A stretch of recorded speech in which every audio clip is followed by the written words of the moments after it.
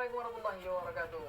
Alhamdulillah, kembali lagi kita di Ramadan Asik. Baik, pemirsa, seperti biasa menemani waktu menjelang buka pemirsa semua. Ramadan Asik kali ini sudah bersama Ustadz Zidni. Apa kabar Ustadz Zidni? Alhamdulillah khair. Baik ya? Alhamdulillah. Ganteng keren. Ada Ustadz Wendra. Apa kabar Ustadz Wendra? Alhamdulillah sehat walafiat kemarin. Sehat ya. Wah, ini Ustadz ini ganteng-ganteng semuanya nih ya. Allah. Dan berjenggot-jenggot. Saya sendiri yang dari jenggot nih. Dia jenggot ya. Karena saya bukan Ustadz. Tapi ulama ya. Iya. Tapi jenggot klarifikasi ya, bukan sekedar ustadz aja yang harus berjenggot ya, karena memang saya tidak tumbuh, tidak ada.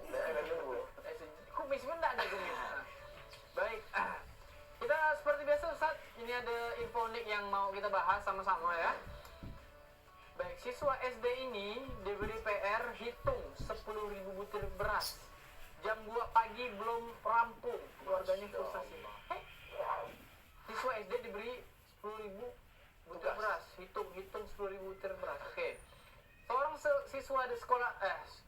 siswa dasar ya, sekolah dasar di SD di Cina diberi pekerjaan rumah atau PR yang tidak biasa oleh gurunya, yakni menghitung 10.000 butir beras. Tugas ini aneh, membuat keluarga siswa tersebut frustasi karena ikut terjaga sepanjang malam. Jadi orang tuanya lembur juga dia. ngamankan dia. PR itu bahkan belum selesai dikerjakan pada pukul 2 dini hari. Ini terjadi di provinsi Liaoning, Cina, dan menarik perhatian besar dari komunitas online di negara tersebut. Frustasi dengan tugas yang tidak masuk akal, orang tua tersebut bertanya kepada guru, sehingga memberikan penjelasan yang mengejutkan. Mengutip dari The Tiger, Senin 13 November 2023, orang tua yang tidak disebutkan namanya tersebut menceritakan bagaimana mereka duduk sepanjang malam sambil ikut mengerjakan tugas sekolah anak. Ini gimana nih? Kok bisa anak SD diberikan PR ngitung 10.000 butir beras? Gimana nih? Tapi kan anak SD-nya udah tahu itu 10.000 butir. Padahal nggak perlu dihitung ya? Seharusnya itu kalau anak SD-nya cerdas ya Pak Reda, itu nggak perlu dihitung sebenarnya. Karena Udah. udah tahu ya. Udah bu, gitu. Udah selesai. Nah, udah Bu, berapa? 10.000 Bu. Ya tapi itu kalau dia betul-betul 10.000, tapi kan kita nggak tahu konsepnya, atau Ya. diberikan beras sekarung, kau hitung sampai 10.000, 10.000-nya kasih ke saya. Atau mungkin Tapi itu bisa juga nanti, dah bu 10.000 bu, tiba-tiba kan? tapi terkadang memang dalam dunia pendidikan tuh Pak Reda, kadang guru itu memberikan tugas itu mungkin ada sebuah sebabnya gitu kan. Maksudnya mungkin. Cuman nih tadi tuh kalau disuruh menghitung 10.000, takkan mungkin ibu guru itu menghitung ulang. Sama halnya kayak guru suruh menyuruh membuat catatan misalnya berlembar-lembar, kan tak mungkin dicek tuh. Paling cuma lihat kesungguhan udah selesai, udah situ gitu aja. Ya, jadi nanti kalau anaknya mau balas dendam kan, udah bu, udah selesai bu, ibu hitung ulang lah. Gitu dong Nyaman gitu ya. Jadi memang nggak tahu ya kenapa bisa dapat 10.000 ya gini ya. Ini baru unik nih. Baru bukan fakta unik nih, ini aneh. Kayak gini nih ya. Jam 2 pagi belum selesai. Jam 2 pagi ya wajar lah. Kita menghitung 1, 2, 3, 4 sampai 100, Iya. 100 sampai 1.000, 1.000 sampai 10.000 tambah sebuti-sebuti. Belum lagi kalau lupa. Ngulang balik lagi. Berapa ribu nih? Berapa ribu? Tapi sisi 9.999. lupa deh. Mana? Udahlah ulang dari awal. Tapi Pak Reda, sisi baiknya sini kita bisa melihat keharmonisan daripada orang tuanya. Bentuk kepeduliannya bagaimana, nggak tega nengok anaknya kan. Biasa kan kalau pekerjaan rumah PR ini biasanya dikerjakan daripada maghrib, pada isya mungkin sampai jam 9. Tapi dilihat mungkin orang tuanya kan anaknya sampai jam 8 kelar nih. Tadi kita bisa melihat keharmonisan bagaimana begitu sayangnya kedua orang tua itu dengan anak tersebut. Tapi bisa jadi juga ini bukan harmonis, Ustaz. Apa tuh? Bukan harmonis. Ini orang tuanya biasa kalau anak-anak sekarang kan udah jam 9 malam, jam 10 malam baru bilang, "Ma, ada tugas dari sekolah." Kan biasanya ada kayak gitu tuh. Betul. Lebih kepada menyusahkan orang tua bisa jadi. Tapi ini SD kan, Pak Reda? SD. Nah, apalagi kemarin zaman-zaman Covid kan, itu bukan lagi anak yang ngerjakan. Kadang-kadang orang tuanya. Nah, gitu. Ya jadi memang aneh ya. Aneh. 10.000 butir beras dihitung ini pun kalau Udah kerjaan, jauh ya? dari sisi agamanya Anda harus teliti. Teliti ya. Baik. Ini kalau kita seorang muslim ya diberikan tugas kayak gini, silakan laksanakan asal tidak meninggalkan sholat. Iya, Masya Allah. Baik, kita lanjut ke tema kita pada hari ini tentang sholat tarawih. Wah, gimana nih Ustaz sholat tarawih ini? Sebelum kita bahas sampai ke lain-lain, boleh jelaskan dulu secara bahasa sholat tarawih itu apa? kematian. Iya. dan lain-lain. Ustaz-ustaz lah yang lebih paham. Baik. Jadi tarawih ini ya Bang Reda ya. Iya. Kalau kita dari segi bahasa asal katanya roha, artinya rehat, istirahat. Istirahat. Jadi dalam bahasa yang juga nyatakan dengan ngerjakan santai ataupun tenang. Maka seharusnya kalau pengertian tarawih itu adalah dengan tenang, maka tidak relate kalau ada orang yang mengerjakan sholat tarawih itu dengan cepat-cepat. Bahkan kalau kita lihat video viral kan beredar tiap tahun tuh ada orang yang sholat 23 rakaat 7 menit, 5 menit. Amin gitu kan. Nah, jadi enggak relate dia dengan pengertian asal daripada tarawih tersebut. Makanya tarawih itu juga dikatakan dalam bahasa hukum itu sunnah muakkad. Yang mana memang sangat dianjurkan. Kalau kita lihat dari sejarahnya ini, dulu Rasulullah itu ketika sholat tarawih itu berjamaah hari pertama. Kemudian hari kedua makin ramai lagi. Hari ketiga membludak gitu kan, makin ramai lagi. Maka Rasulullah mengambil tindakan hari keempatnya sholat sendiri di rumah. Kenapa? Karena takutnya yang awalnya sunnah nanti dikira jamaah pada umat pada saat itu jadi wajib. Kira wajib. Dikira wajib. Nah, jadi sebenarnya tarawih itu sendiri tidak masalah. Nggak masalah. Nah, cuman ketika pada zaman Umar melihat daripada orang nih kok jadi malas ke masjid. Nah, makanya dikumpulkanlah jadi satu lagi ketika Pada zaman berjamaah. tuh ya Masya Allah. disuruh ngumpul lagi. Ya ngumpul lagi biar Iya. dimakmurkan lagi masjid tersebut. Itu kan kalau di zaman Rasul itu mungkin orang nggak ikut tarawih karena dia sholat sendiri di rumah. Kalau sekarang orang nggak tarawih karena dia belanja baju lebaran. Makin karena aneh gitu, semakin Ramadan tuh kan Makin ada kemajuan. makin Sabtu tuh makin maju. Nah. Orang-orangnya makin sedikit. Nah, orang-orang tuh yang anehnya juga setiap Ramadan tuh diskon bertebaran. Nah, apalagi di 10 hari terakhir. Di 10 hari terakhir itu diskonnya kan bertebaran. Jadi berlomba-lomba mereka nih. Lomba-lomba sekali ya, karena memang Rasulullah mengajukan bagi kita semua bahwasanya kalau udah 10 malam terakhir itu harus dikencangkan lagi kan begitu. Harusnya lebih semangat lagi. Tapi karena tadi ada promo, ada harus ini, itulah membuat goyah itu semua. Ya kan, dan ya karena ini kalau secara segi psikologisnya ya, manusia itu kan memang sukanya itu ikut-ikutan. Kalau Ya, bahasa ikut sekarang tren ya. FOMO. FOMO gitu. Jadi memang ini tanpa sadar atau tidak sadar kita, memang hype-nya Ramadan itu, hype-nya yang benar-benar hype itu paling di awal Ramadan. Iya. Ya kan? Di awal Ramadan. Semangat Iya, semangat itu, dan memang seperti itu. Jadi ini orang-orang pilihan lah ya berarti ya, yang bertahan sholat tarawih gitu kan. Secara pengertiannya juga sholat tarawih ini istirahat ya. Iya. Dan Jadi, itu boleh juga lanjut Ustaz? apa yang menjadi sebab kenapa kita itu setelah tarawih itu ada namanya sholawat. Nah, jadi memang kita sangat dalam bahasa dalam kitab Fathul Muin itu juga dijelaskan kalau sholat tarawih itu ya hendaknya setelah sholat itu tenang dulu, bukan langsung sholat lagi.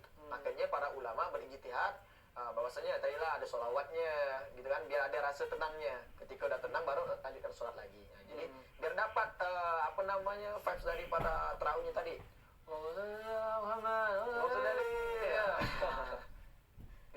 biar terasa bahwa ada rehatnya Ya, gitu betul. ya, nggak langsung dibantai-bantai gitu ya. Benar-benar. Saat ini gimana saat ini mengenai sholat tarawih? Nah, Masya Allah. Jadi sholat tarawih ini memang sholat tarawih ini hanya ada di bulan Ramadan Ya. Ya, Di luar bulan Ramadan itu mungkin namanya bukan tarawih ya. Apa tuh? Dibilang qiyamul lail, ya kan? Atau sholat tahajud dan lain sebagainya. Nah, tapi yang uniknya di sholat tarawih ini, Masya Allah, tadi yang disampaikan Mbak Reda juga antusias masyarakat. Memang di awal saja, benar. Di awalnya semangat nih Ramadan. Tapi ketika udah mendekati pertengahan Ramadan tuh mulai itu agak berkurang, ada kemajuan dia masjid tuh safnya ada kemajuan.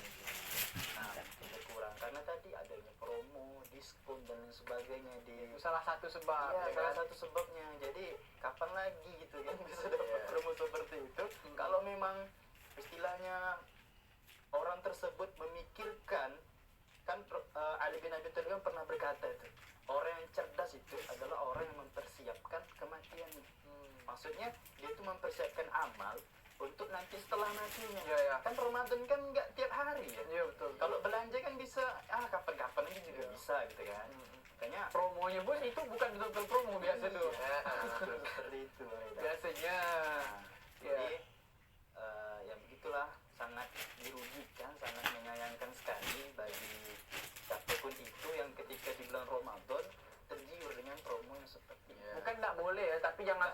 kita malah mengorbankan tarawih. Betul. Nah, Ya kan? Jangan sampai mengorbankan tarawih. Karena jujur juga kita juga tergiur. Saya juga cari promo di bulan Ramadan ya. minimal kerjain dulu lah terawih kan udah lama. Selesai. 8:30 kan paling bisa. Baru bisa berjalan. Di toko-toko tuh tutupnya jam 10 lah gitu. Padahal biasanya jam 11 sama Lihat di apa namanya tempat jualan online itu kan nggak 24 jam orang jualan. Iya, 24 jam orang jualan. Lihat, biasa kalau kita lihat jam 2, jam 3 tuh kita buka toko oranye, toko hijau tuh, orang-orang masih ada live. Masih live Jam segitu. Itu orang-orang gabut yang ngantuk-ngantuk tuh check out. Ranjang dulu lah gitu kan. Nak meja ya. Oke, baik. Jangan cepat Itu tentang sholat tarawih ya. Nanti Tapi insya Allah siapa akan tuh? kita lanjutkan lagi pemirsa-pemirsa. Jangan kemana-mana, kita akan sambung setelah pesan-pesan berikut ini.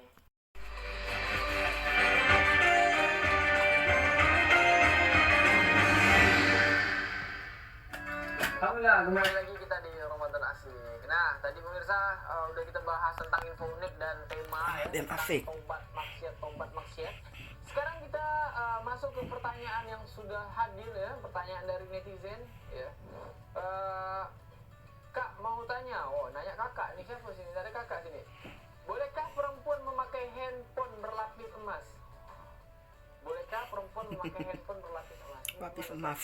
Emang ada ya handphone yang dari emas ini? Ada. Oh ada. Ada. Nah, jadi kalau pertanyaan boleh kata tak boleh. Nah, yang tak boleh yang berkaitan dengan emas tuh maupun perhiasan tuh laki-laki. Kalau perempuan boleh ya. Perempuan boleh karena kan memang Kecuali jangan pakai emas agung, jangan. Mas Joko jangan. karena kan perempuan kan suka dengan yang indah-indah. Ya. Nah, jadi yang mau saya senggol di sini bukan bagian emasnya, bagian HP-nya. Bagaimana fungsi HP yang kita tahu ialah salah satunya memudahkan kita untuk berkomunikasi. Nah, bukan jadi untuk gengsi-gengsian. Apalagi emas kan ditaruh Apalagi jadikan emas. kalung gini. Apalagi yang dijadikan cincin gini nih. Iya betul. Nah, jadi memaksimalkan fungsi HP itu sendiri salah satunya ialah berkomunikasi dan juga bisa jadikan sarana belajar, ya kan? Nah, jadi dari HP tersebut bisalah untuk menambah wawasan kita, bukan hanya sekadar gengsi-gengsian, ajang-ajangan untuk masuk circle. Misal untuk masuk circle saja nih harus menggunakan HP buah nih. Oh, Apel. nah, gitu. Nah, jadi misalkan kita Eva, memaksimalkan HP, ambil pai dengan untuk fungsinya tadi, install salah untuk satu TV. memudahkan Gunakan komunikasi, Big for sarana Message, kita belajar. VMware, Jadi or berkaitan dengan People internet, Box. Bang Reda. Nah, Ada jadi kaitan Ustaz Agus ni banyak ngait Fek jauh nanti bahasa ni jadi salah satu memudahkan tadi yang belajar itu internet, ada beberapa dampak positif dan juga dampak negatif yang ya kita tahu lah itu kan. Jadi beberapa dampak positif tuh bisa mendapatkan informasi, belajar Couple secara 4. online, membuka usaha online gitu kan. Nah, mungkin beberapa dampak negatifnya itu internetnya sangat luas. Bahkan sesuatu yang diblokir pun masih bisa dibuka. Kalau situs-situs yang diblokir Iya sama betul. pemerintah gitu masih bisa dibuka. Juga ada kayak seperti link-link penipuan itu, scammer. Nah, jadi kita fungsikanlah HP itu sebagaimana mestinya, jangan sampai dijadikan untuk perhiasan itu tadi. Hati-hati ya kak, hati-hati diambil orang ya. Ya, pakai handphone emas untuk apa lah ya? Tapi kalau ada tidaknya ada Bang Reda, Ada, itu ya? kisaran harganya itu 75 sampai 150 juta. Allah, saya beli mobil lah satu dapat. Kayak mobil yang kecil tu dapat kayaknya. Okey. Baik, kita langsung kembali lagi ke tobat maksiat. Okey. Nah, ini gimana nih? Tadi kita dah bahas bagaimana caranya, Dan asik ya kan? itu dia paham. Apa itu tobat, Ini dia apa itu bisnisnya maksiat, untuk kenapa masuk kita taripan dari selalu kubu feminin. kembali lagi dalam lubang yang sama. Ini pertanyaan saya selanjutnya ya Ustaz, serahlah Ustaz Agus ke Ustaz Zidni ke kenapa tobat itu ya, kenapa tobat itu berat? Kadang tuh ada orang yang tidak sadar dia buat salah, sehingga dia untuk berbuat tobat ya, untuk melakukan tobat kan kita sering meninggalkan sholat, belum tentu di hari itu juga sering tobat. Kenapa kita sering lupa atau bahkan berat untuk tobat? Ya karena memang manusia ini kan tidak terlepas daripada yang namanya dosa. Nah, yang membuat kita berat untuk melakukan kebaikan karena tobat ini kan salah satu amal atau perbuatan yang baik. Nah, dengan dosa tadi yang sudah menumpuk di dalam hati hati kita ini Moreda awalnya nih bersih. Yes, main challenge. Warnanya kan kalau kita analogikan warna putih lah misalnya, bersih kan warna putih. Tiba-tiba kita berbuat maksiat, berbuat dosa. Nah itu dalam hadis tuh ada titik hitam di hati kita, titik hitam. Kita nggak sadar banyak masih kita buat sedikit demi sedikit titik hitam, hitam lama-lama hati kita menjadi hitam. Artinya dengan itulah makanya kita ingin melakukan tobat lagi, memperbaiki diri lagi tuh agak berat rasanya. Nah dengan dosa tersebut Karena hati itu terhadap udah tutup istilahnya hitam. menghitam dan udah keras. Mau dikasih nasihat sebanyak apapun Mental. itu nggak akan Ada siapa ngambil karena kopi? hatinya keras gitu karena Terus cara mengembalikan Nah. hati jadi lebih Hati ini banyak apa? 18 tuh. menghadiri Tuh, majelis kota siapa? Motong lah, ada masih mampir pada 19. Itu Itu kota siapa tuh? sering membaca Oh, itu Al-Quran. ya, itu apa? Kan Amat dengan 18. Al-Quran itu ternyata Enggak, itu kota siapa? Ini kota kopi besok isinya. bisa membersihkan hati kita. Ampi dulu 19 Maret di Batam gitu kecoban untuk ayam itu di nanti ya. 19 Maret nanti ya. Ini ala 18 untuk kecobannya. Bahwasanya Ya. hati itu selalu kotor, maka Ah. dia pasti tidak akan pernah meninggalkan membaca Al-Quran. Nah, tapi kebanyakan kita kan tidak menyadari itu. Iya, karena hati itu nggak nampak ya. Iya, baca Quran sebentar, dah ngantuk. Ketika main HP, berjam-jam tahan. Main HP 3 jam misalnya, lihat HP, scroll media sosial. Tiba-tiba buka Al-Quran, baru baca satu ayat, dah kayak ada apa menggantung di kelopak mata. Gandul. Nasi gandul. Oh, ini ya. Jadi ngantuk. Apa itu? Susah. Jadi memang harus dibersihkan hati kita. Tapi Yang membuat dia kita madunya itu keras macam untuk itu obat. si bibi pang di batu itu dia belas itu Mau aja. nambahkan sedikit Ya, Pak. Tadi kan Pak. tentang Mbak Rata yang nanya susah nih kan. Nah itu kalau jawaban dari saya itu salah satunya itu meremehkan. Nah meremehkan sudah. Jadi ada tiga ada tiga cara yang memungkinkan untuk kita ini menjauhi maksiat. Yang pertama adalah pada saat kita mau melakukan itu, coba bayangkan pada saat kita melakukan itu, pada saat itu juga kita lakukan. Misalnya kita nak ambil mangga misalnya, nak ambil mangga tetangga. Kadang bukan tetangga kita jahat ini kita biasa penyumpet orang yang kita kenal. Kita nak tahu aja. Kita tahu itu siapa tapi kita mati kesedak triliun misalnya masuk. Misalnya Kita wafat itu kan sebagaimana kebiasaan kita.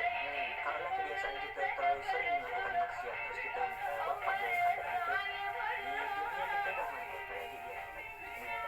pernah ada beberapa kan sering kita dengar ada orang yang sedang berhubungan badan dengan pasangan di luar nikahnya, terus dia nggak bisa pisah gitu tuh, gara-gara itu nggak bisa pisah, malu gitu.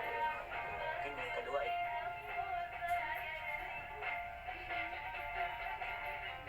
nanti ada hamba Allah itu di akhirat itu bawa pahala atau kebaikan itu sebesar itu.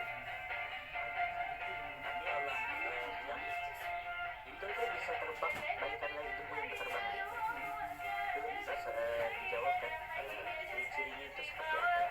Nah, ciri-cirinya itu seperti mereka seperti saudara kalian, sama mereka menjalankan malam, sholat, tapi pada saat sendiri dia merobek tirai itu dan maksiat kepada Allah kan tak terbayangkan kebaikan kita lakukan, sholat, amal soleh itu layaknya debu yang berterbangan hilang begitu saja itu sayang lagi.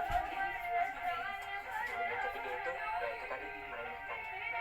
Jadi pada saat kita berbuat maksiat ataupun dosa, kita meremehkan itu yang membuat tuh lama-lama jadi makin ibaratkan yang kayak kemarin tuh dulu domba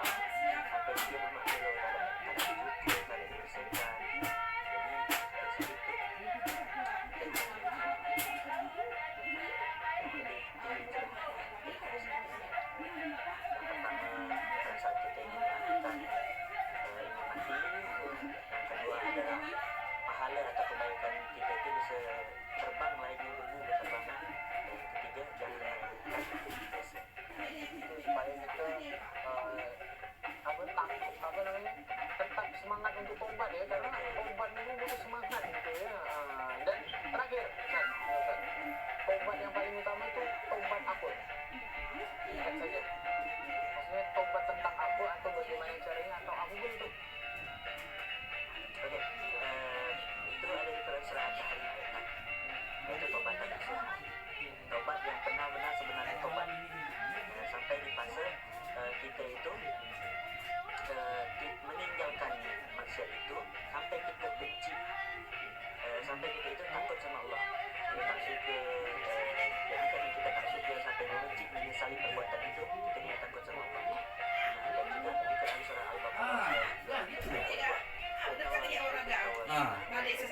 sama balik. kenapa sih kita Itu ya, Mbak. Main aku udah Awak ada mancing ke bacak ni. boleh bang mau saya dulu. Allah itu Ya, enggak. tobat dan Ada namanya lewat ada. Tidak itu gampang. Ya enggak. Dari orang-orang yang Anu kultum belum? dan orang-orang yang Belum enggak? Oh belum dibawa sini. tobat yang paling utama itu tobat nasuha yang benar-benar meninggalkan dosa. Saya besok jangan nak sekolah. Si. Ah, Nanti orang makan. si kira mi alai. Alhamdulillah Tak perhatiin. Kami tak jadi minum. Siapa? Mel. Nah, Udahlah. Makan. enggak Mel main bapak cerita kan dengan Betul. Kawan Dia dengan tentang. Lanjut lagi di Mak Ida kau ada tak pernah cerita? Jawa di waktu yang sama Tak pun. waktu berbuka Hati ni kan. puasa Hati yang penyanda. mudah-mudahan Allah Nasib bisa memberikan manfaat. Hati nak baik kayu jual untuk hati kita. Jual ambil kayu mak tu. Janji 3 hari. Sampai apa sini mengajar dapur di Somong. Yang pasti kita kenapa minta ada kayu. Besok Kalau dia kali kebayar kan dia janji nanti dia kan.